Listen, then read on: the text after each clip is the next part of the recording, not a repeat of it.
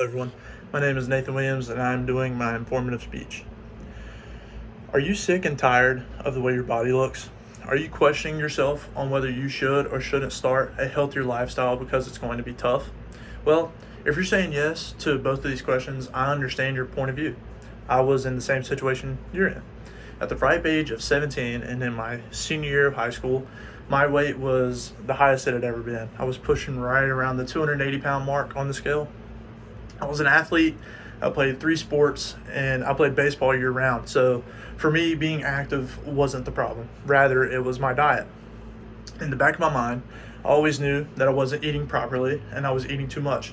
But for me, I could just never see myself eating healthier until one day of my senior year summer, my appendix ruptured and I lost a ton of weight within a few short days. Seeing all this weight pile off me boosted me into the weight loss aspect, and I wanted to lose more weight. In my mind, I had almost passed away from appendicitis, so why live a life where I am uncomfortable and unhappy with my body? So I decided to better myself by becoming healthier, and many of you may be thinking I went through some grueling diet with some crazy workout regimen to drop some weight, but that's just not the case. Today, I'm going to talk to you about living a healthy lifestyle, ways to live healthy, and to tell the audience about the real truth behind being healthy. So, let me ask the basic question: what is health? According to medicalnewstoday.com, in 1986, the World Health Organization, or WHO, made further clarifications that health is a resource for everyday life and not objective of living. Health is a positive concept emphasizing social and personal sources, as well as physical capacities. In this case, we are looking at the weight loss aspect of health, and many people associate being healthy with seeing some shredded guy. You see walking around the grocery store, stopping up on eggs and protein powder. And yes, I mean, that's a very good way to lose weight and eating a lot of protein with a low carbohydrate diet.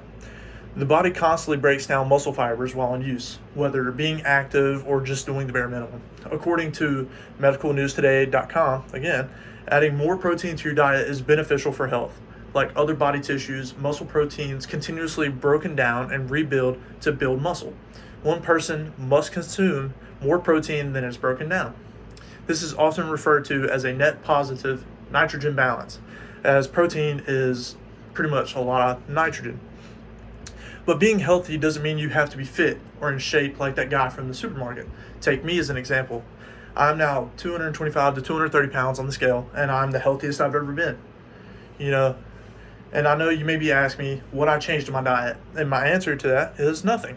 According to healthline.com, the truth is, healthy eating doesn't have to be complicated. It's entirely possible to nourish your body while enjoying the food you love.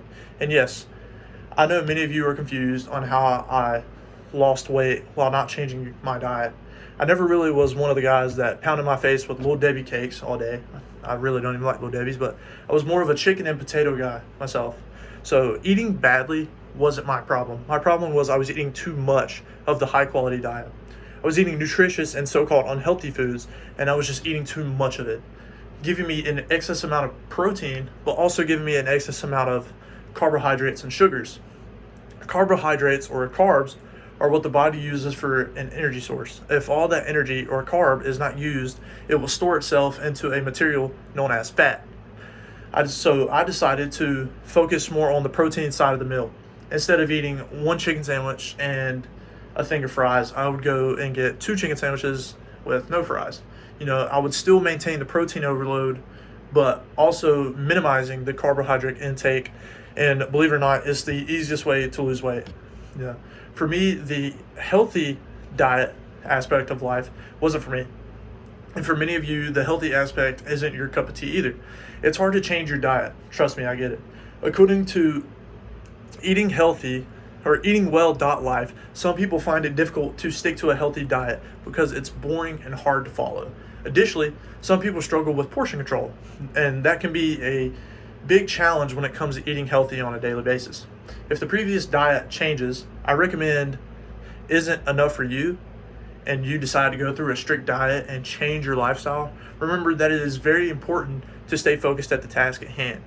But also remember, you can never hurt yourself by taking one day out of the week or one day out of the month and dedicate it to just eating like a cheat day, like, eating all the food you want off your diet. It doesn't have to be strict and it doesn't have to be boring. Remember that you're going through this to benefit you and that you shouldn't have to struggle to get through your diet. Make it easy on yourself. According to Harvard Health, the article suggests trying out new foods that are good for you. Don't just eat the same stuff after day because that in itself will make the diet harder. Branch out and find new things to help get back on track. Many people are frightened of being healthier because of the strict diet change. And trust me, I get it. But being healthy doesn't necessarily mean eating a strict diet. Rather, it can be taking the foods you love and eating less and focusing on more of something in those foods, like the proteins and carbs. Being healthy has a stigma of being difficult, but honestly, that couldn't be further from the fact. A diet should be something you're comfortable with, not something that you are forced into being healthier. Thank you.